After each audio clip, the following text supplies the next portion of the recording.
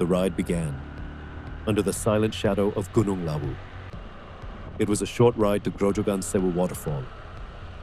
I parked the bike, and a narrow pathway led me into the forest.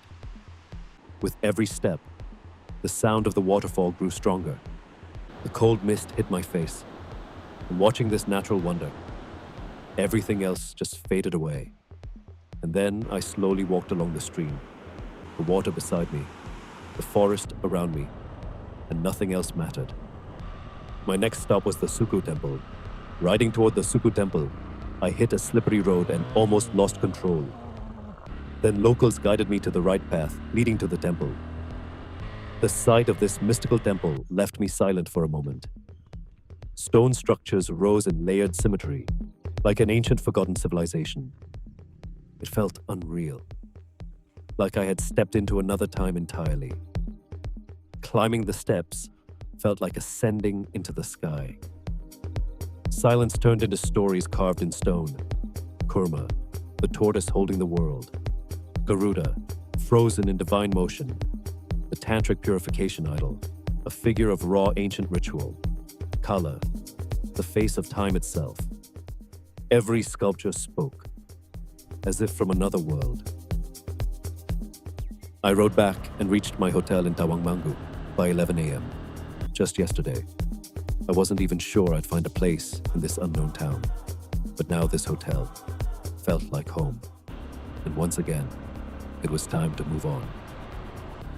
The road teaches you many things: how to move forward, how to let go, and yet, you still feel a quiet attachment to places, to people, to fleeting moments. It lingers, even as you ride into the unknown. The rain grew heavier. The road disappeared into mist and water. Every turn felt softer, quieter, like the world was fading away. There was no rush anymore, just the rhythm of the ride and the sound of rain hitting everything around me. And somewhere in that silence, I wasn't thinking about destinations anymore. And then, through the rain, I finally reached Cemara Kandang. There were open rooftop cafes along the ridge, places where travelers usually stop to take in the view.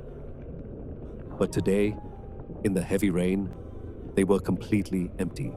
I slowly moved downhill, leaving the ridge behind me. The fog grew denser with every turn, until the road almost disappeared. And then, slowly, the fog began to lift. The road opened again. Through the clearing mist, I reached Telaga Sarangan. The water of the lake was a muted green, almost unreal. Low clouds hung over the surrounding mountains, like they were resting on the edges of the world. I rode slowly around the volcanic lake, just watching, just absorbing it all. I left the lake behind and moved forward. I could see green mountains on the horizon. The road began to drop sharply. At one point, it felt almost vertical.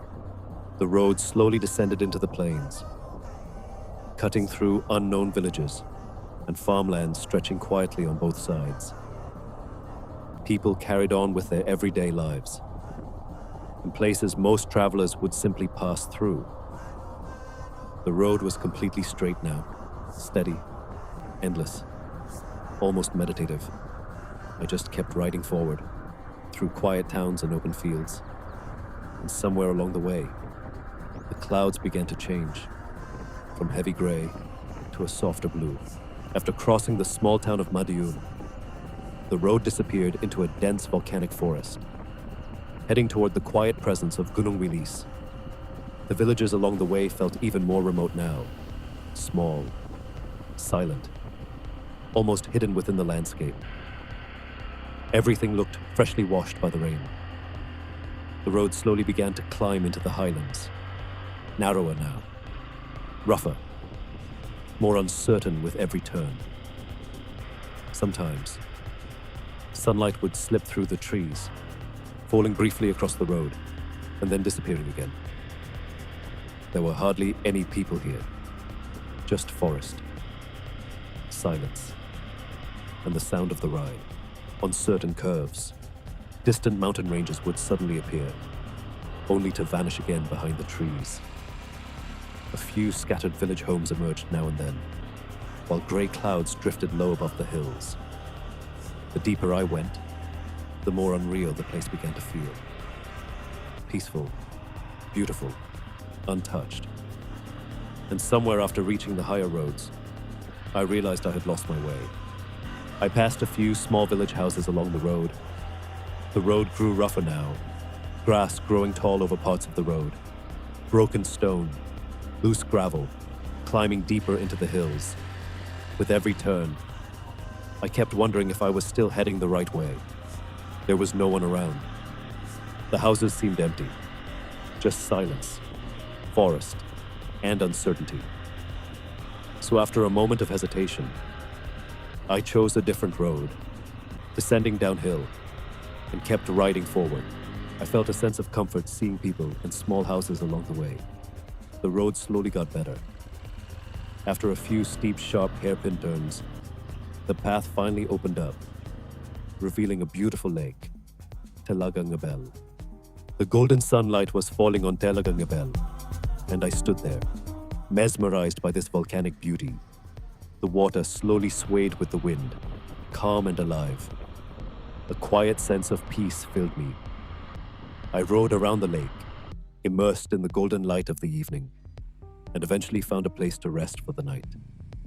I walked around the lake and found a small lakeside cafe run by a young, friendly couple, serving simple, delicious food. I sat there quietly, watching darkness slowly fall over the water. A light drizzle started to fall. In that soft rain, I slowly walked back to my hotel,